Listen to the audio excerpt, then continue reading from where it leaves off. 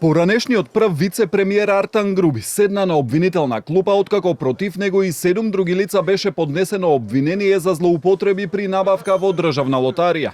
По 6 месеци во домашен притвор, утринава беше спроведен во Скопскиот кривичен суд. Но наместо низ главниот влез на судската зграда, каде вообичаено ги спроведуваат обвинетите кои се со мерка домашен притвор, со полициско возило Груби беше спроведен преку гаражите на судот. Во истрагата за случајот беше осомничен за проневера во службата, но обвинителството го преквалификува делото во злоупотреба на службената положба и овластување, за кое е предвидена поблага казна, односно од 1 до 5 години затвор.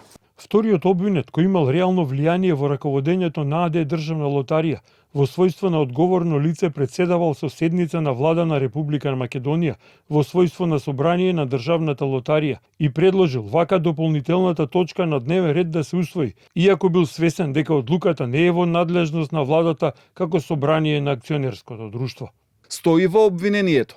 Прво обвинет во случајот е поранешниот генерален директор на Државна лотарија Перперим Бајрами, кој е во бегство и за кој се уште има активна потерница.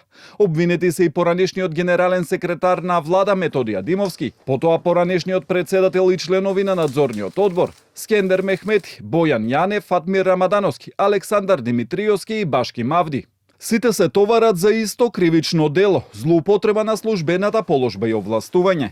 Според обвинението, во текот на 2023 и 2024 година, заеднички презеле действија со кои ги пречекориле границите на своите посебни овластувања и должности и со намера на Државна лотарија и нанеле штета од 8,2 милиони евра. Пред судот обвинението го застапуваат обвинителите Александар Коцев и Александар Давчевски од Скопското обвинителство. Винака и обвинетите ќе докажуваат со 231 материјален доказ и 7 сведоци.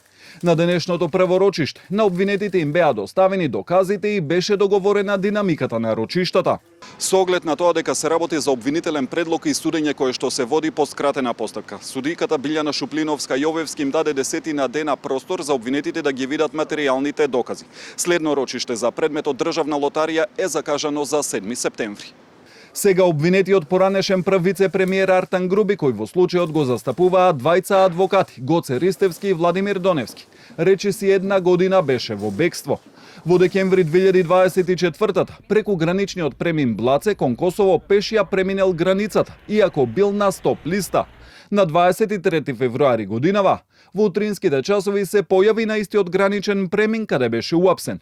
Но по распитот, наместо во затворски притвор кој првично се бараше, обвинителството кое тогаш објасни дека е поради безбедносни причини, побара куќен притвор, мерка која определи кривичниот суд.